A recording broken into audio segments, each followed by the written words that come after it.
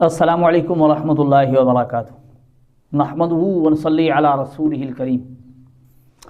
ناظرین کرام، غیر مقلد اعتراض کر رہا ہے کہ حنفی نے حدیث کو چھپا دیا، حدیث کو چھپایا ہے۔ اب وہ کہنا یہ چاہتا ہے کہ یہ حنفی نے دو نمبری کی، حدیث کو چھپا کر، یعنی جو اصل بات تھی وہ چھپائی اور غیر مقلدین پر بہت بڑا الزام لگا دیا۔ مسئلہ کیا تھا؟ مسئلہ یہ تھا کہ بھئی ہمارے ہیں جناب محترم طاہر مقبول صاحب، جنہوں نے غیر مقلدین کا واٹس ایپ گروپس کے اندر جینا حرام کر رکھا ہے، تو انہوں نے کوئی مسئلہ جو ہے نا وہ کوٹ کیا، دکھایا کہ بھئی دیکھیں غیر مقلدین کا یہ مسئلہ ہے۔ اب یہ غیر مقلدین یہ مانتے ہیں کہ بے وضو یا بحالت جنابت نماز پڑھا دیتا یعنی امام، تو مقتدیوں کی نماز صحیح اور امام پر نماز کا اعادہ لازم ہے، خواہ اس نے یہ فعل ارادتاً کیا ہو یا لا علمی کی بنا پر کیا ہو۔ اب یہاں غیر مقلدین کا مسئلہ یہ ہے کہ امام اگر بغیر وضو والا ہو اور جنابت کی حالت میں ہو تو مقتدیوں کی بھی نماز ہو جاتی ہے، ٹھیک ہے نا؟ مسئلہ یہ تھا۔ تو انہوں نے کہا کہ بھئی یہ مسئلہ آپ نے کہاں سے نکالا؟ تو غیر مقلد نے جو اعتراض کیا کہ بھئی دیکھیں یہ حدیث سے ثابت تھا اور اس نے طاہر مقبول صاحب نے یہ حدیث چھپا دی، اس پر بڑا اعتراض کیا۔ اب یہ انداز دیکھیں، غیر مقلدین کا جب اعتراض کرتے ہیں تو اس انداز سے اعتراض کرتے ہیں، محسوس ہوتا ہے کہ بھئی ان کی بات بہت بڑی وزنی ہے، بہت طاقت والی ہے، بہت کچھ ہے، لیکن ہم آپ کو وہ اعتراض بھی سناتے ہیں اور اس اعتراض کے بعد ہمارے ایک عام بندے نے ان سے گفتگو کی ہے، فون پر بات کی اسی بات پر، پھر ان کی حالت کیا بنتی ہے وہ بھی ہم آپ کو سناتے ہیں۔ تو پہلے ان کا اعتراض سن لیجئے غیر مقلد کا۔ السلام علیکم ورحمۃ اللہ وبرکاتہ۔ اچھا محترم پیارے بھائی، یہ جو طاہر ہے نا، طاہر مقبول، یہ بریلوی اور دیوبندی ہے اور اس کے اندر یہود و نصارہ والی وہ چیزیں پائی جاتی ہیں۔ میرے پاس اس وقت نا صحیح نماز نبوی ڈاؤن لوڈ نہیں ہے، میں دیکھتا ہوں صفحہ مجھے یاد ہے، میں ادھر سے تصویر لگا دیتا ہوں۔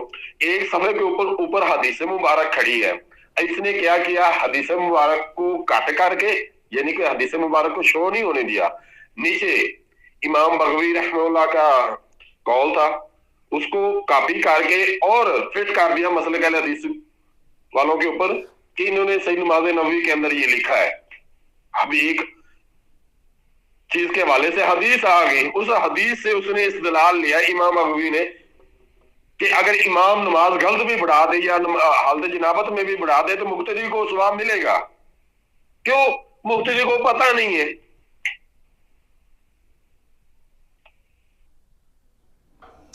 اب دیکھیں غیر مقلد صاحب کہہ رہے ہیں کہ دیکھیں انہوں نے حدیث سے یہ مسئلہ اخذ کیا ہے، امام بغوی نے حدیث سے مسئلہ اخذ کیا ہے، کہتے ہیں نماز نبی میرے پاس نہیں ہے۔ اب یہ آپ یہ پورا دیکھیں، وہ کہتے ہیں انہوں نے چھپائی ہے طاہر مقبول صاحب نے۔ تو یہاں یہ ہے نا کہ سیدنا ابو ہریرہ رضی اللہ تعالیٰ عنہ سے روایت ہے کہ رسول اللہ صلی اللہ علیہ وسلم نے فرمایا کہ اگر اماموں نے نماز اچھی طرح، آگے بریکٹ میں لکھا کہ اچھی طرح سے کیا مراد، ارکان کی تعدیل اور سنتوں کی رعایت کے ساتھ پڑھائی تو تمہارے لیے بھی ثواب ہے اور ان کے لیے بھی ثواب، اور اگر نماز پڑھانے میں خطا کی، پھر بریکٹ میں اس کی مفہوم لکھا کہ خطا سے کیا مراد، رکوع و سجود کی عدم توانیت، قومیں اور جلسے کے فقدان سے نماز پڑھائی تو تمہارے مقتدیوں کے لیے تو ثواب ہے اور ان کے لیے وبال۔ تو اس حدیث میں بغیر وضو کے اور بحالت جنابت کا مسئلہ ہی نہیں لکھا ہوا، بات ہی نہیں ہے، یہاں یہ تذکرہ ہی نہیں ہے۔ حدیث میں جو بات ہے نہیں، غیر مقلدین نے پتہ نہیں کہاں سے لا کر اس چیز کی اجازت دے دی اور اس چیز کو جائز قرار دے دیا کہ امام بغیر وضو کے ہو اس کے پیچھے نماز ہو جاتی ہے۔ بھائی امام بغیر وضو کے ہے اور حالت جنابت میں ہے اور تمہاری نماز ہو جاتی ہے، اس کے لیے حدیث میں یہ چیز ہونی چاہیے تھی، یہ کہتے ہیں نہیں۔ اب یہاں تو بات ہی کچھ اور تھی، وہاں بات ہی کچھ اور ہے۔ تو غیر مقلد نے غصے میں آ کر یہ کہہ دیا کہ بھائی دیکھیں حدیث انہوں نے چھپائی ہے، کس نے؟ محترم جناب طاہر مقبول صاحب نے چھپائی ہے، اور یہ یہود و نصارہ والا طریقہ اختیار کیا ہے۔ حدیث میں بات تھی، حدیث سے استدلال کیا گیا ہے۔ بھئی آپ غیر مقلدین تو کہتے ہو اللہ کے رسول کی بات سے جو ٹکرا ہے، اب یہاں تو بات ملتی ہی نہیں ہے نا، وہاں بات کچھ اور ہے اور غیر مقلد کا مسئلہ کچھ اور ہے۔ بہرحال تو اس سلسلے میں ہمارے نا وہ سردار عبدالشکور صاحب ہے نا، انہوں نے رابطہ کر لیا اسی غیر مقلد سے کہ بھئی آپ کا جو ہے نا وہ مسئلہ چل رہا تھا تو اس کے متعلق ذرا آپ بات کر لیتے ہیں، تو سن لیجئے کہ غیر مقلد کے ساتھ کس طرح کی گفتگو ہوئی ہے۔ وعلیکم السلام ورحمۃ اللہ وبرکاتہ۔ عبد المجید بھائی تمہارا کیا حال ہے؟ بھائی اللہ کا شکر ہے، تیار ہو، تگڑا ہو؟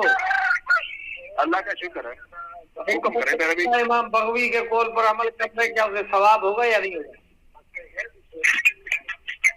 آواز پوری سمجھ نہیں آ رہی لالا۔ میں نے بولا اگر کوئی بندہ امام بغوی کے قول پر عمل کر دے اسے ثواب ہوگا یا گناہ ہوگا؟ نہیں وہ بات اور چل رہی تھی، بات کو میں کلیئر آپ کو کرنے یہ کے پوچھ لیے۔ رہا ہوں اگر کوئی امام بغوی کے قول پر عمل کر لے ثواب ہوگا یا گناہ؟ آپ جواب دیں۔ اوپر حدیث جب کھڑی ہے تو میرے امام بغوی کو بیچ بھائی میں کیوں امام لگا دے بغوی رہے؟ کا قول ہے بحالت جنابت نماز پڑھا دے تو نماز ہو جائے گی مقتدیوں کی، ٹھیک ہے؟ یہ کس حدیث میں بات ہے؟ اسی سرٹیفکیٹ لکھی ہوئی ہے، وہ حدیث آپ پڑھ کے سنائیں، وہ حدیث آپ پڑھ کے سنائیں۔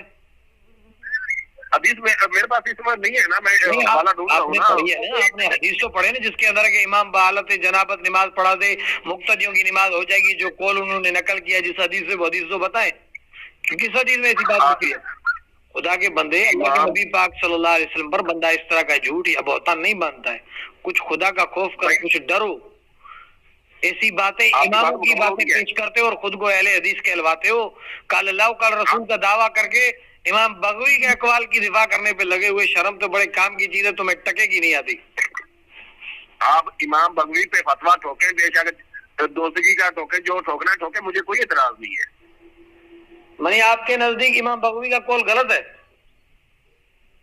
بھائی آپ نے قرآن اور حدیث کو دیکھنا ہے یا امام بغوی کو دیکھنا ہے؟ بھائی آپ کی کتاب کے اندر نماز نبوی کے اندر لکھا ہوا ہے، فرقہ اہل حدیث کی نامور کتاب، مشہور کتاب جو ہر وقت پیش کرتے رہتے، اس کے اندر یہ بات موجود ہے۔ نبی کی نماز کا بات لکھ کر، نماز نبوی کتاب کا نام لکھ کر آپ نے نبی کریم صلی اللہ علیہ وسلم کے مسائل کے اوپر ایسا جھوٹ، ایسا بہتان گڑھ دیا، امام کا حوالہ پیش کر دیا، شرم تو بڑے کام کی چیز ہے، تمہیں بات کرنے پٹے گی نہیں؟ میں کیا ہوتا ہے پیر بھائی، اگلے کی بھی سنتے ہیں جی میں ناشتہ کھا لوں، ٹھیک ہے نا؟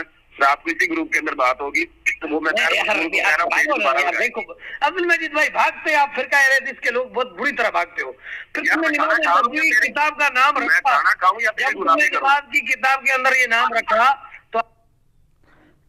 تو ناظرین کرام، حدیث چھپانے کا الزام لگانے والا غیر مقلد بھاگ گیا۔